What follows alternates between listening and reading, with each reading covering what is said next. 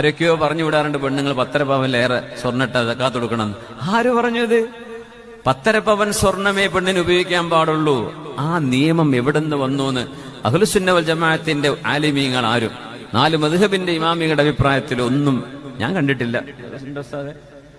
ലിമ തുഹർരിമു മാ അഹല്ലല്ലാഹു ലക, അല്ലാഹു ഹലാലാക്കിയതിനെ ഹറാമാക്കുന്നത്. എന്നിട്ട് ചില വിവാഹങ്ങളൊക്കെ ചില ആളുകൾ ചില സംഘടനക്കാരുടെ പ്രത്യേകത ഉണ്ട്. 1.5 പവനിലേറെ സ്വർണ്ണുണ്ടോ ആ പുതിയ പെണ്ണിന്റെ കഴുത്തുനിന്ന് അഴിച്ചിട്ട് വാപ്പാക്ക് ഇത് കൊടുത്തത് പറ്റില്ല, 10 പറ്റുള്ളൂ.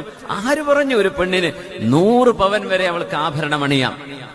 ആഭരണമായി അണിയാൻ അവരുദ്ദേശിച്ച് ആഭരണമാക്കി വെച്ചിട്ടുള്ളത് ഒരുപക്ഷെ ഡെയിലി ഉപയോഗിച്ചോളണമെന്നില്ല, പക്ഷെ എന്നെങ്കിലും ഉപയോഗിക്കണമെന്ന ആഗ്രഹത്തോടുകൂടെ എടുത്തു വെക്കുന്ന സ്വർണത്തിന് പോലും സക്കാത്തില്ലെന്നാണ്.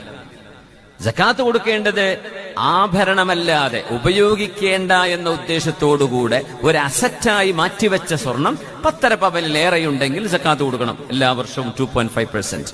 പക്ഷെ ഒരു പെണ്ണിന് 100ഉം 200ഉം പവൻ ആഭരണം വെച്ചോട്ടെ, ദീൻ ഹലാലാക്കിയതാണത്. നമ്മൾ എന്തിനെ ഹറാമാക്കുന്നത്? അവർക്ക് ഹലാലാണ്. അള്ളാഹു പെണ്ണുങ്ങൾക്ക് ഹലാലാക്കിയതാണ് സ്വർണ്ണാഭരണങ്ങൾ. അതിന് കണക്ക് പറയേണ്ടതില്ല. അവർ 10 തന്നെ ധരിക്കാവൂ, അങ്ങനെ എവിടെയില്ല.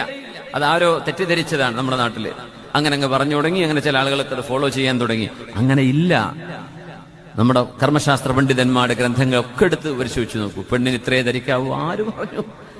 ലിമ തുഹർരിമു മാ അഹല്ലല്ലാഹു ലക.